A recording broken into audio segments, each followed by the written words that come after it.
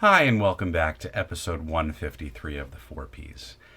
And it's a rare occurrence these days when I wake up with over 1,000 notifications on my phone. But that's what happened this past week when I inadvertently stepped into a social media debate about resumes, of all things. The 4Ps. Professional. Political. Practical. Personal.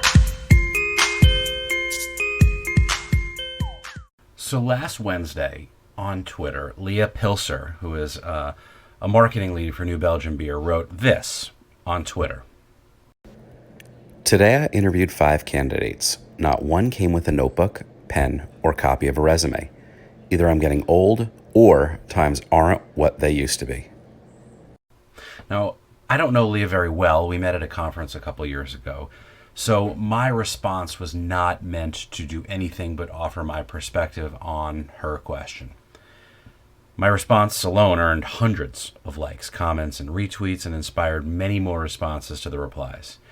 Now, those of you who know me know that I am sarcastic and take a jocular approach to Twitter with my commentary. It's usually ignored, occasionally misunderstood, but I'll admit when I've missed the mark with an attempt at humor. In this case, my tone could have been, slightly less accusatorial. That was not my intent. None of this was meant to be directed at Leah. However, the vitriol and negativity that is being spewed towards her for no real reason whatsoever is surprising and honestly unfair. I mean, we're talking about bringing a resume to a meeting, not global climate change. Though maybe we should just move on and talk about global climate change. Something political. Last week was Earth Day, and President Joe Biden used the occasion to lead a virtual climate change summit. 2 subsequent headlines that came out over the weekend for supporting columns or opposing columns frame how this debate is going to play out over the next at least 4 years. First, what happened? Well, last week, this global climate summit, Joe Biden convened dozens of world leaders to re-engage them on key topics after we cowardly pulled out of the Paris Accords at the start of the Trump presidency. Over these 2 days, Biden made aggressive commitments to cut greenhouse gas emissions by 52% relative to the 2005 levels by 2030. It's the most ambitious target the U.S. has set to date. He's made no secret that climate will be the centerpiece of his economic agenda and our continued recovery. Even Chinese President Xi Jinping committed to reducing coal consumption between 2026 and 2030, which is progress.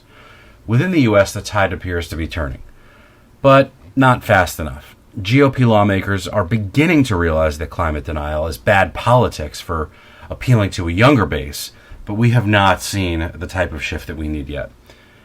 As for the 2 headlines that I referenced earlier that grabbed my attention this weekend, the first is Biden's climate change summit was a remarkable success for a column penned by Dr. Jeffrey Sachs on CNN.com. The other, Joe Biden's unserious Earth Day summit in the New York Post. Now, Sachs called the summit a success both for the nature of our leadership and global participation, the fact that we were even there in the first place, as well as for the ambitious goals that were established. To have the leaders of the world's biggest nations aligning around the goal of deep decarbonization, meaning the shift of energy system from fossil fuels, coal, oil, natural gas, to zero carbon sources like solar, wind, hydro, geothermal, biomass, and even nuclear, that's massive progress. But the post-editorial board, whoever that is, assailed Biden for inviting Russia and China to the summit and gave autocrats a chance to feign virtue. That was their criticism. They accused Biden of posturing about environmental justice, but what's the alternative here? Ignoring some of the largest producers of deadly emissions?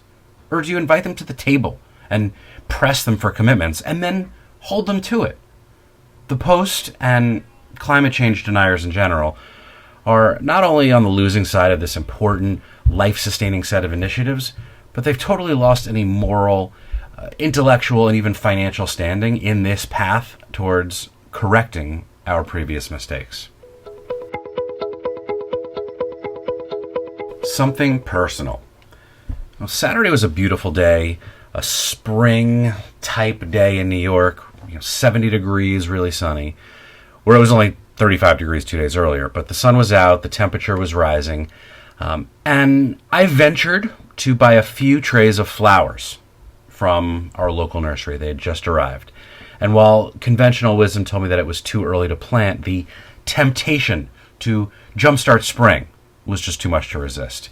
So in went the impatiens and begonias, all before 11 a.m. on Saturday.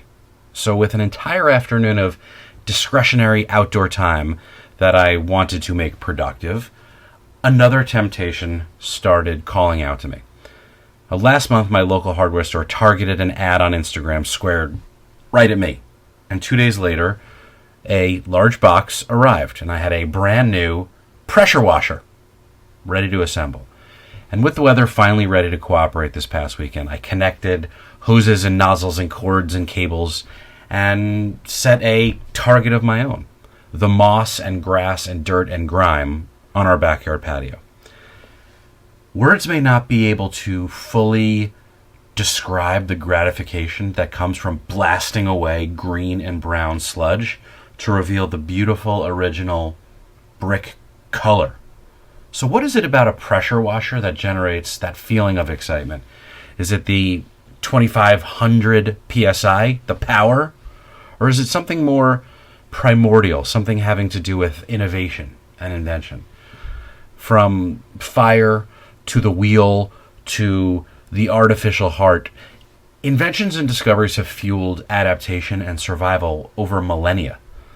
So while a clean patio isn't going to enhance my evolutionary chances of success, moving on to the fence and the outdoor furniture and the vinyl siding on my house and then the side path and then the front porch, well, that just might. Is it next weekend yet? Something professional. While the hottest question people are asking each other these days is Moderna or Pfizer, the real question you should be asking yourself is Facebook or Apple. Yet the average American has no idea what's really going on in this battle between super tech mega giants, nor how the collateral damage will impact their everyday lives for potentially years to come. So let's break this thing down in the least jargony way possible so you understand what the fuck is really happening. Now, I talked about data privacy here before, and I'm pretty sure most of you skipped it. I don't blame you. These are two words that separately are boring, and together could be boring. Some realize how much data that these platforms have about us, and that is made accessible online, but most people don't. A few people care.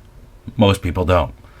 And for the past few months, we've been hearing about the new iOS 14 operating system that Apple's going to be introducing for its devices any second now. Like most updates, users will blindly accept it or not even realize it when it's installed overnight on their phone while they were sleeping. But this update is significant because it's going to require users to give all the apps on their iPhones permission to track our activity across all the other apps on the web. That change, which Apple calls App Tracking Transparency, or ATT, not to be confused with AT&T, it may sound like a great thing for transparency, but app developers and some of the biggest tech platforms and software providers and creators, not so happy. Lots of apps already track our web activity through default settings that we accept when we install them. We don't even read the fine print, right? It's a common practice. Users are often unaware of it because we just don't read terms of service or privacy policies. And with this iOS update, iPhone users will now see a pop-up that overtly calls out the fact that an app wants to track them. Now, if you're blatantly asked this without context, who's going to want to raise their hand and opt into that? App developers can use this pop-up to explain how user data will be used, but this assumes that people will read the fine print. Most people will not. Facebook specifically, and a few others, are not happy. Why? Because it threatens their biggest revenue stream in the form of its targeted ads. This type of targeted advertising has been transformative for the entire marketing industry, and Facebook's platform is extremely powerful and effective and lucrative for Facebook. Now, Facebook calls this Apple update anti-competitive.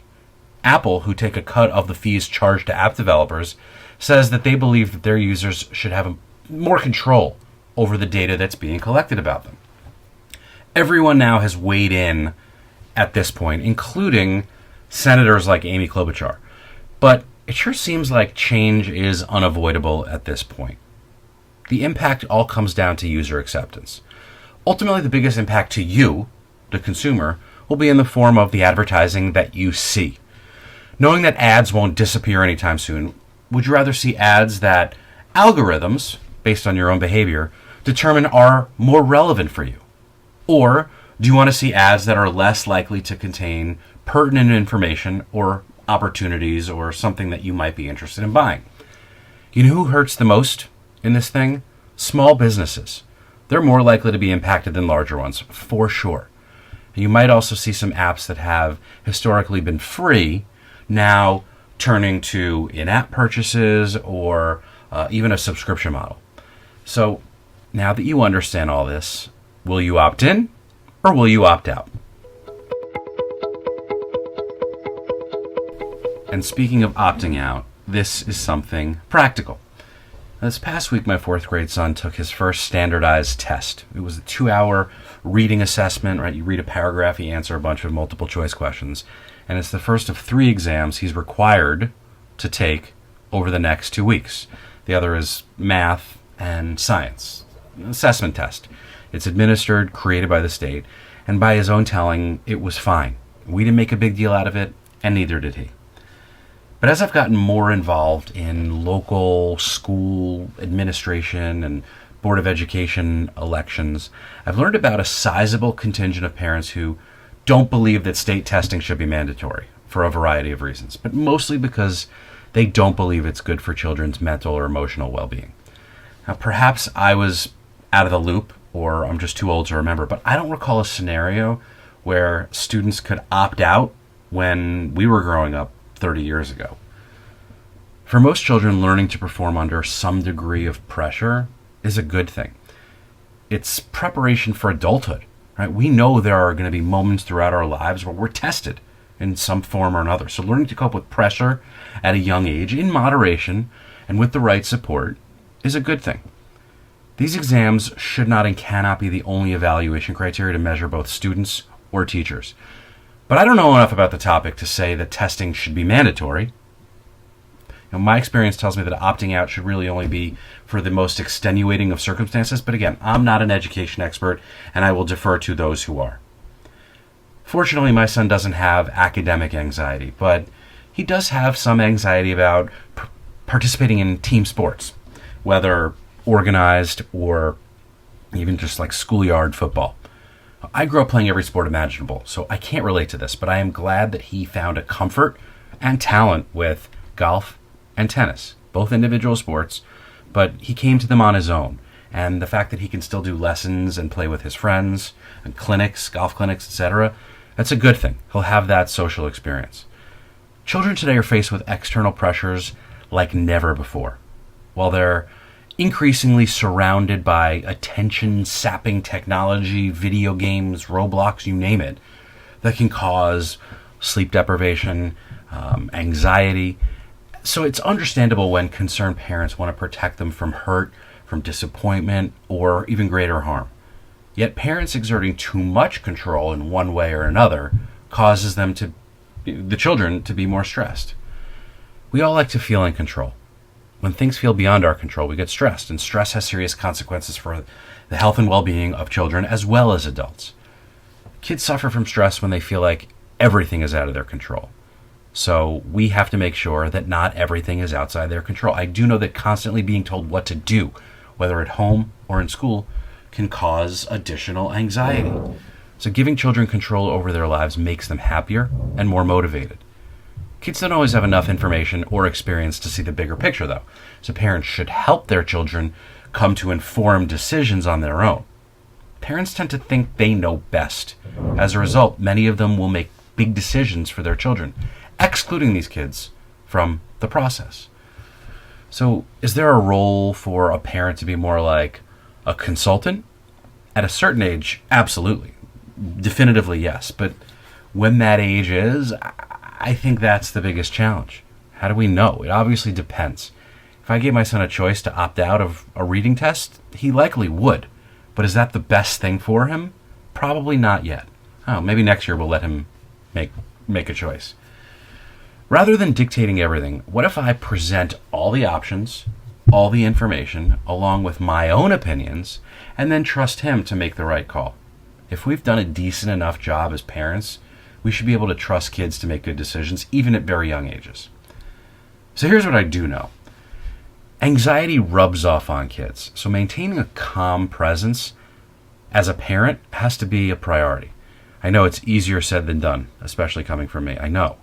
We worry about our kids. If we're anxious, no matter how well we try to hide it, kids pick up on these things. Children are happier, healthier, and more successful when they're calmer. And while I was raised to believe the opposite of this, academic success isn't the only route to fulfillment. There are many different ways people can attain success and contribute to the world. More than any specific skill, developing a good work ethic, being a good person, these are the things that matter the most and set me up for success as an adult. So for every child, success and happiness is going to come from them figuring out what they do best. So let it happen.